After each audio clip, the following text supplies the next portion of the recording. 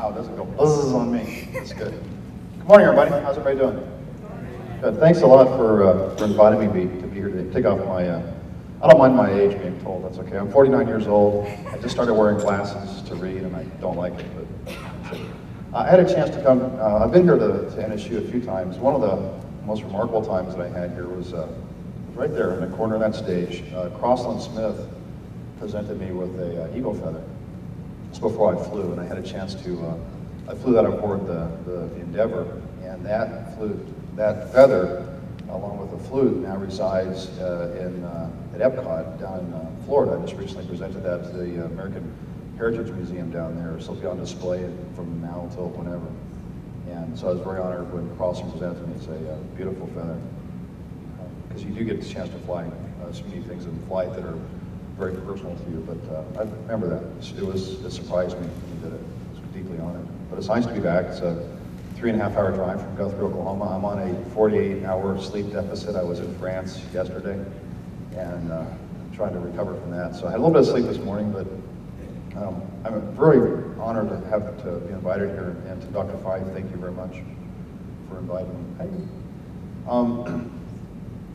I started talking about, I get in the car, or I go for a run, and I start deciding exactly what I'm going to talk about, because I don't really know exactly where my words will take me to any event that I go to, but there's a common theme to all of it.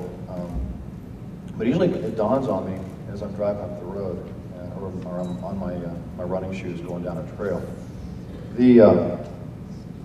I talk about a variety of things that I think are very, very important, certainly to students, about where they're going in life and what they plan on doing.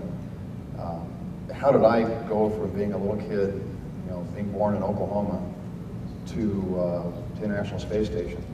And it's a pretty interesting journey that I don't think a lot of people realize could be very particular to them as well. When I was growing up in the military, and I didn't grow up in the military, I was in the military as an officer, these people, I knew there were people who were astronauts, and I'd never dreamed it was something I could do. As a kid, I dreamed about being an astronaut. I never thought it was something I could accomplish. As a dream as a kid, you play astronaut, you play fireman, you play doctor or lawyer, and I dreamed about being an astronaut because that's what happened back in the 1960s when I was growing up. The astronauts were on TV, we'd go into the moon. It was it was right on our face. It was in the media, we saw it every day, and that was what motivated this country. Matter of fact, most of the people that are working in the space program today were motivated by what occurred back in the 1960s. So what motivates you? What leads you down the path of your life? What I'd like to do today, I was going to go through, for folks that have heard me speak before, I'm going to do a little the same, some stuff that's different, and I'll tell you why at the end of this. But then when I'm complete, I would love to answer any questions you have about flying in space, being an astronaut, being a naval test pilot, being a little kid from Oklahoma that went down this interesting journey. But I love Q&A, so I'll do that. I'll talk through this. If you don't mind, Dee Dee, please step me through these things. We'll start off I'll talk about the flight. I'll talk about my journey to get to that flight, and then we'll go on from there. That's the little kid right there is me. That's my big brother. The lady in the back, that's my great-grandmother, Vina Underwood, full-blood Chickasaw. This was taken in Ada, in HUD housing, in the Chickasaw Nation, back when I was probably, well, I don't know, 6 maybe. My great-grandmother spoke the language fluently, but she wouldn't speak to anybody except people her own age. She would talk to her son, which is my grandpa right there, Cubble B. Owens. She wouldn't talk to him in the language. She just kept it to herself and kept it to people her own age. She didn't, at the time, share that. Some families did. And a lot of places in this country, a lot of places I go, they grew up that way. They grew up with the language, they grew up with the stories. A lot of places in Oklahoma, that wasn't true. Unfortunately for me, I moved away when I was a little kid. I moved away, I was born in Wetumpka, but I lived in Tulsa for a little bit, lived in Norman for a little bit. And I think by the end of my first year, my parents took me to Colorado, Wyoming, Texas, back and forth. I get a chance to grow up and ask her a lot of questions. And as a kid, you don't focus on that. You focus on these things when you get older and you realize I was always very proud of who I was and my Chickasaw heritage. But I didn't have the chance growing up to learn as much about it as I could. And as you get older, you realize that there's something missing. But it's indelibly a part of who you are and how you choose to do the work you do and the way you go through life. So I certainly owe that to my grandparents, my granny, and my family. Next slide. Let's go ahead and just do the little arrow down. Do the arrow down, that'll go great. That's me when I was about 4th grade. My dad was a pilot. Gave my first flying lesson when I was in 4th grade. I could have gotten a pilot's license from my dad, but I didn't really focus on that. He had an airplane, I could have gotten it for free, you know? And I took this for granted that I got a chance to fly airplanes. My dad sold a plane when I was 16 years old. Right at the time I could have gotten a pilot's license, but I wanted a motorcycle. You know, I'd been flying airplanes, I wanted a motorcycle. He didn't think that was very funny. We moved to Plano, Texas. Next slide.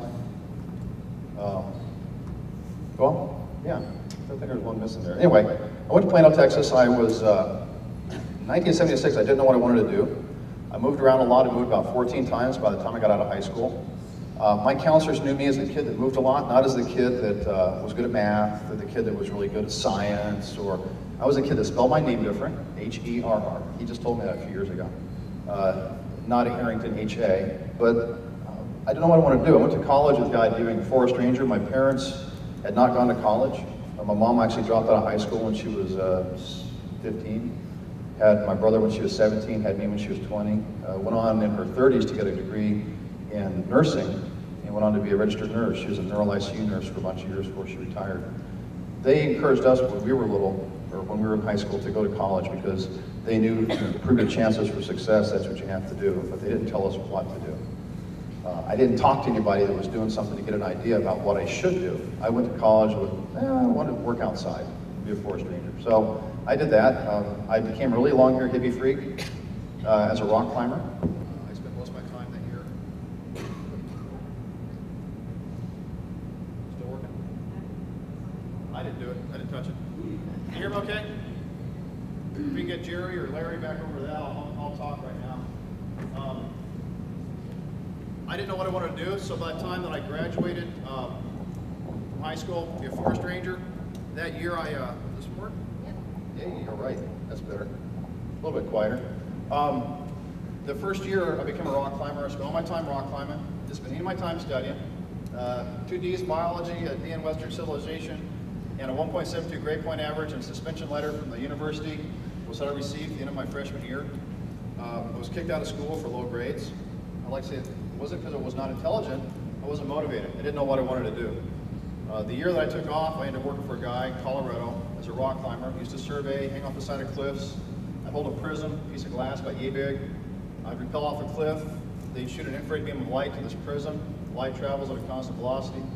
How long did it get from point A to point B and back again? You know the distance.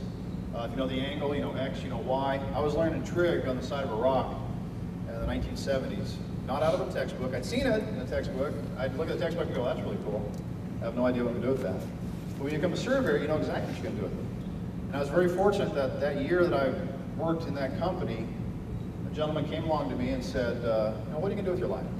What do you want to do? I want to do this. And I'm making $4 an hour, my room and board paid, live in the mountains, skiing on weekends. I was 18 years old, and I had it made. And he said, well, what are you going to do when you're 25?